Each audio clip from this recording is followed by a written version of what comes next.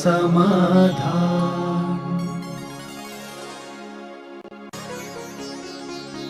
नमोस्तु गुरुदेव। तीर्थंकर भगवान जब मुनि दीक्षा लेते हैं तो उनका नामकरण कौन करता है? कोई नहीं करता, जिस नाम से वो चलते हैं वही नामकरण उनका होता है, उसी नाम से जाना जाता है। लोग श्रद्धा के वश उनको नाथ, स्वामी आदि शब्द का प्रयोग करते रहते हैं।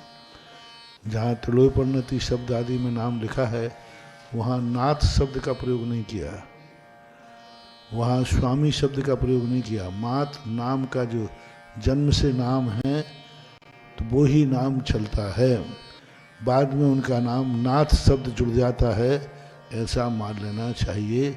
बाकी नामकरण उनके परिवर्तित नहीं होते।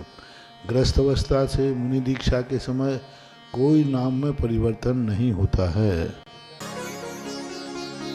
नमोस्तु गुरुदेव। 8वें गुणस्थान में निधक निकाचित कर्म प्रकृतियों की विच्युति हो जाती है। जब मुनिराज 8वें गुणस्थान से गिरकर नीचे के गुणस्थान में आते हैं तो क्या निधक निकाचित कर्म प्रकृतियाँ वापस आ जाती हैं? निधक निकाचित कर्म 8वें गुणस्थान में उसका विच्युति है। पुनः आने पर वो तो नहीं आएंगे, लेकिन पुनः आने पर नया बंध कर सकते हैं।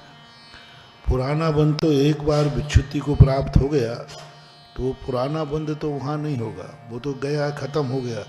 जितने कर्म प्रकृतियाँ पड़ी थी सत्ता में, उनका निधत्त निकाचितपना पूर्णता खत्म हो जाता है। अब जो नया बंध करेंगे उसमें निधत्त निकाचितपना आ सकता है यदि वो गिरकर नीचे आए हैं। जैसे उपशम श्रेणी वाला जब आएगा तो पुनः नया निधत्त बांधेगा तो वो बना रहेगा। नमोस्तु गुरुदेव। मैना सुंदरी ने अपने पिता से कहा कि जैसा मेरा कर्म होगा वैसा पति मुझे मिल जाएगा। अगर वो अपने पिता को किसी राजकुमार का नाम बता देती तो उसे कुष्टी से विवाह नहीं करना पड़ता, ऐसा कथा में आता है। नहीं, वहाँ दूसरी बात थी। पिता के मन में ये भाव था कि मैं जो करूँगा वह होगा, हम जो करते हैं वह होता है, हम जो करते हैं वह होता है। वहाँ पर कर्म सिद्धांत को प्रदर्शित करना था कि हमारे हाथ में सब कुछ होता तो कौन गरीब बनना चाहता है, कौन बीमार होना चाहता है। कुछ कर्म की भी विडंबना होती है। तो वहाँ एकांतवाद का था कि वहाँ पिता ये कहने को तैयार था कि जो कुछ होता मैं जो करूँगा वह होगा, मैं जो करूँगा वह होगा, कर्म कुछ भी नहीं है। मैं यदि तेरी शादी कोड़ी से करूँगा तो कोड़ी होगी। तो उनका कर्तृत्ववाद, उनके पिताजी का जो है, मनुष्य जो करता है वही होता है, जब समय जो चाहे वह कर सकता है। तो वहाँ पुत्री को ये दिखाना था कि नहीं, सब कुछ अपने करने से नहीं होता, कुछ कर्म की भी लीक होती है, इसलिए वहाँ पर ये। और दूसरी बार यदि यह नहीं होता तो आज श्रीपाल चरित्र नहीं होता, आज सिद्ध चक्र मंडल विधान की महिमा कैसे होती। कभी कभी धर्म या कर्म ऐसी विस्तार बनाता है, किसी को कष्ट में डाल करके फिर निवारण करता है। आज यदि उनको नैना सुंदरी ने ऐसा किया तो आज तक मरने के बाद किसके नाम अमर है? उसी का नाम अमर है। और सिद्ध चक्र की महिमा, गंधोदक की महिमा, यदि अपने मन पसंद बढ़ कर लेती तो ये महिमा कैसे बढ़ती।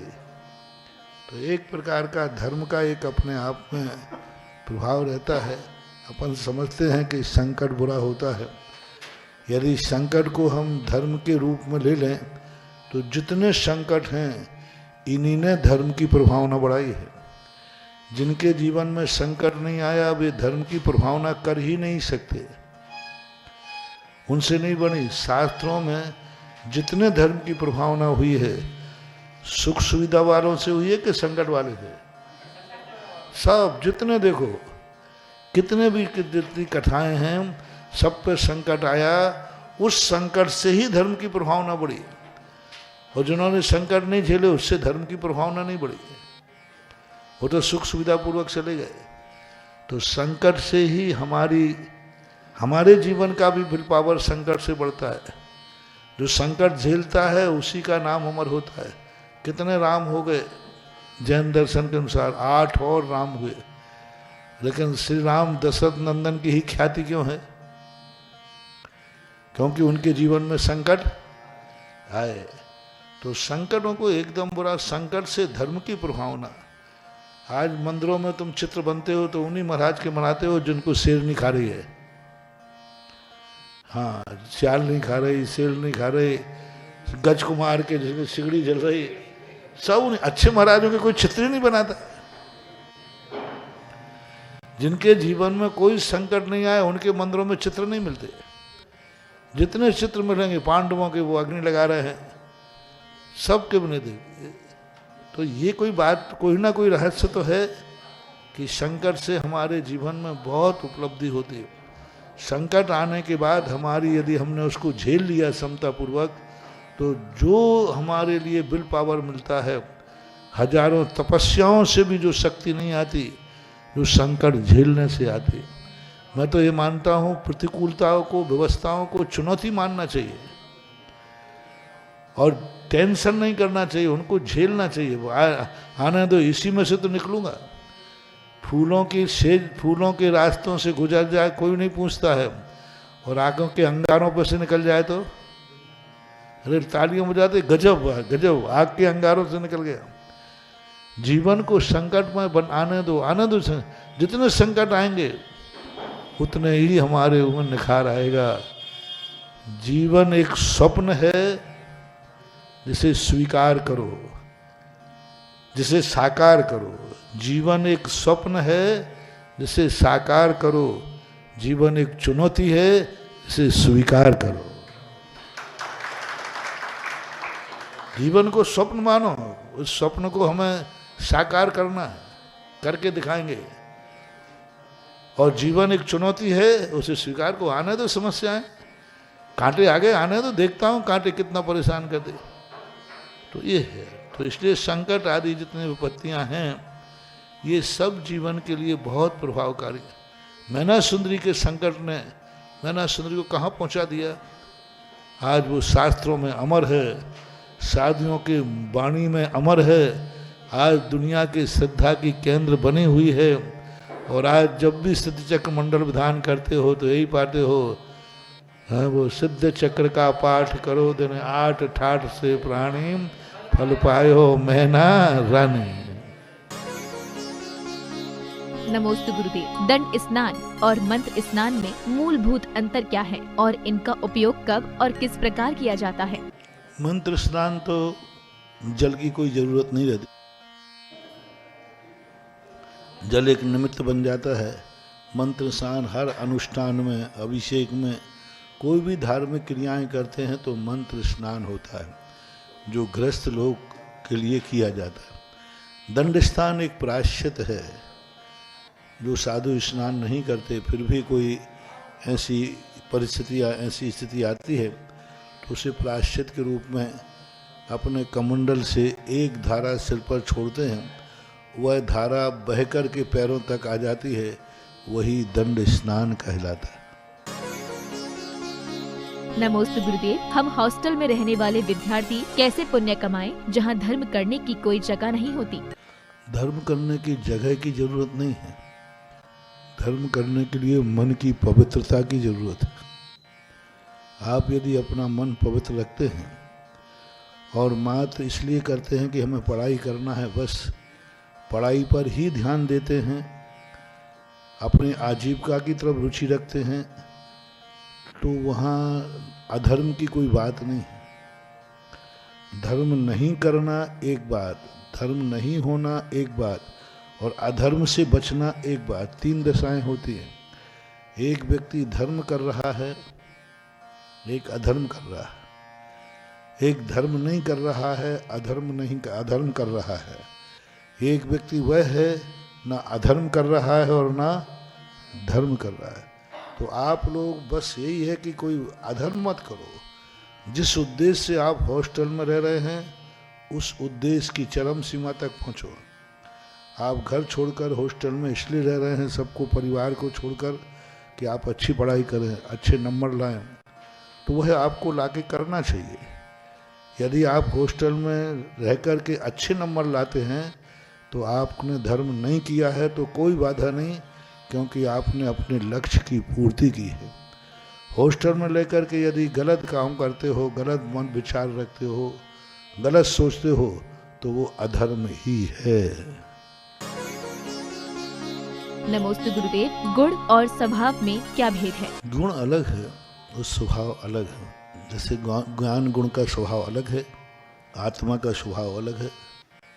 आत्मा का स्वभाव जो है वह ज्ञान के द्वारा जानना है और जाने हुए पदार्थ का अनुभव करना। स्वाभाविक जो गुण कहते हैं, अस्तित्व वस्तित्व आदि जो गुण हैं, इनको अनुभव में लाना वो स्वभाव कहलाता है। जैसे अग्नि उष्ण गुण के कारण से उष्ण है, तो उष्ण उसका स्वभाव है। उष्णता है, जो उष्णत्व है वो उसका गुण है। तो गुण के माध्यम से आत्मा का जो नेचर बनता है उसको स्वभाव कहते हैं। नमोस्तु गुरुदेव। गुरुदेव, हमने आजीवन पटाखे न चलाने का नियम लिया है, लेकिन जो लोग पटाखे की दुकान लगाते हैं, क्या उन्हें पाप नहीं लगता? देखो, उपयोग करना और बेचने में दोनों में अंतर है। जिन चीज़ों का व्यापार किया जाता है, जरूर नहीं कि वो उसके जीवन में हो। कई बार उन चीज़ों का खाने में त्याग है, लेकिन व्यापार कर रहा है। किराने की दुकान है, मान लीजिए उसका त्याग है कि आज तेल की रस्सी कौन दिन पड़ दी है, शनिवार को तेल की रस्सी है, तो उसकी तेल की दुकान है, तो शनिवार को तेल बेचेगा कि नहीं? अब उसका तो त्याग है। तो त्याग में और व्यापार में अंतर होता है। कुछ चीज़ें ऐसी हैं जो स्वयं उपयोग में नहीं लाई जाती, लेकिन व्यापार करते हैं। तो वो रही बात पटाखों के व्यापार की, तो वो तो महान हिंसक है ही, नहीं करना चाहिए ऐसा। अभी जो निदान बंद की बात आई माँ की, हमारे शास्त्रों में एक कथा आती है। एक आरिका थी, उसने मुनिराजों को देखा, तो उसने एक 7 मुनिराज थे, और उसके मन में भाव आया कि यदि मैं संसार में रहूं तो मैं इन मुनिराजों की माँ बनूं और मेरे बेटे बनकर के मुनि बने। उसको ये भाव इसलिए आया कि उन मुनिराजों की तपस्या देख करके सब लोग धन्य हैं ऐसे माता पिता कि जो ऐसे बेटों को जन्म दिया। भक्तांबर में जो प्रशंसा है बेटे की नहीं है। स्त्रीणाम शतानि शतसो जनयन्ति पुत्रान। तो इस प्रकार से जो उनकी प्रशंसा है, तो उसको ये भाव आया कि मैं माँ बनूं तो ऐसे बेटों की बनूं जिससे सारा जगत कहे माँ हो तो ऐसे हो। तो उसने निदान कर लिया। अब निदान करके वे मुनिराज को भी मालूम नहीं है कि हमारे लिए किसने निदान किया। अब वे मुनिराज मोक्ष चले जाते तो उनका निदान खत्म हो जाता, लेकिन मोक्ष वो नहीं गए, तो उसके लिए 7 के 7 मुनिराज उसके बेटे बने, और बेटे बनकर 7 ने दीक्षा ली, और दीक्षा लेकर के वो चारण रिद्धिधारी मुनिराज बने। और वह आरिका ने भी, माता ने भी आरिका दीक्षा लेकर के स्त्री पर्याय का विच्छेद किया, वहाँ पुरुष देव पर्याय बने, और बाद में जाकर वो भी मोक्ष को प्राप्त हुई। तो ऐसे निदान बंद की कथाएं आती तो हैं। अब वो निदान जिसका जितना प्रबलता होगी उसके अनुसार काम हो जाएगा। नमोस्तु गुरुदेव। मायाचारी स्त्रियों में स्वाभाविक होती है, इसको कैसे कम करें? स्वाभाविक मायाचारी नरक नहीं ले जाएगी, लेकिन ऊपर एक्स्ट्रा मायाचारी करना, दीवार में कान लगाकर सुनने का प्रयास करना, दूसरे के घर की बुराइयों को सुनने में रुचि रखना, अपने पर्याय के प्रति विशेष रुचि रखना। सबसे पहले तो ऊपर की जो मायाचारी, ऐसी मायाचारी जिसमें दूसरे के जीवन खत्म हो जाए, दूसरे की इज्जत खत्म हो जाए, दूसरा संकट में पड़ जाए, ऐसी मायाचारी। जो स्वाभाविक मायाचारी है वो मायाचारी खतरनाक नहीं है, वो तो एक नेचर है, तो है एक्स्ट्रा अलग से नहीं। मेरी मायाचारी कारण कहीं दूसरे व्यक्तियों का जीवन संकट में न पड़ जाए, ऐसा भाव नहीं करना चाहिए। ऐसा नमोस्तु गुरुदेव। स्वयं द्वारा विराजमान की गई प्रतिमा से अत्यधिक राग रखना और अन्य प्रतिमाओं के प्रति राग कम रखना, ये बात कहाँ तक उचित है? साधुओं का जो उपदेश होता है वो डॉक्टर के समान होता है। जैसे डॉक्टर उसी चीज़ को आज कह देता है कि ये चीज़ खा लेना, और जब उसकी मात्रा बढ़ जाती है बोले अभी चीज़ बंद करो, इतना ही खाना है। जब आप लोगों में देखा कि आप लोगों को इतना राग हो गया कि अपनी बेदी पे ही सब कुछ करना, दूसरे की बेदी पर नहीं करना, दूसरे की बेदी का विकल्प नहीं करना, तो जो अति राग है इस राग को कम करने के लिए कोई व्यवस्था बनाई जाती।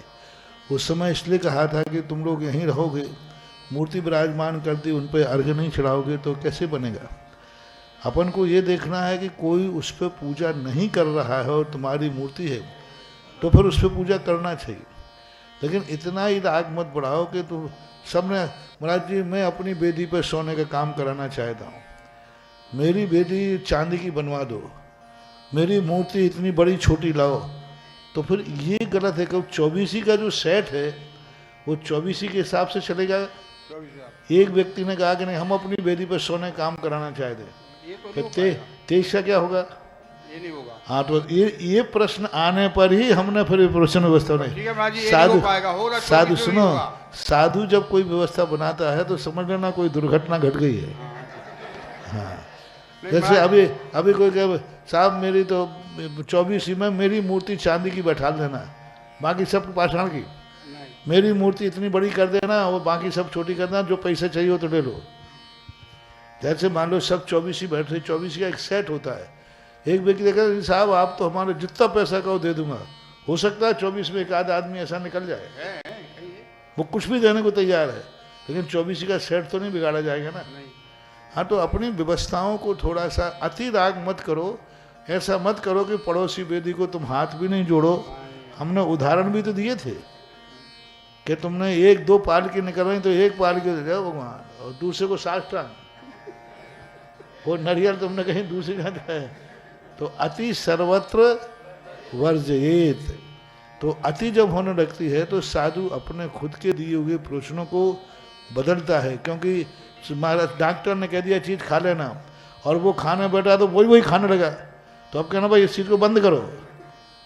तो ये दोष हमने तुम लोगों के बीच में देखा कि अति अनुराग बढ़ने से सामाजिक व्यवस्थाएं बिगड़ती हैं, 24 की व्यवस्था बिगड़ती है। अब एक चाहे तो चांदी की टेबल लगा ले वहीं 24 में, अब दूसरे में स्टील की लगी, फिर क्या होगा। और वहाँ ये भेद देखा गया, अलग अलग ढंग से अलग व्यवस्था बनाओ। तो 24 के शिविर में जब लोग पुरस्कार देते हैं तो बोले महाराज जी हम कुछ लोगों को पुरस्कार देना चाहते हैं, भेंट। हम कहे नहीं देना है तो 3000 को दो, नहीं तो एक को भी मत दो। सुधा समाधान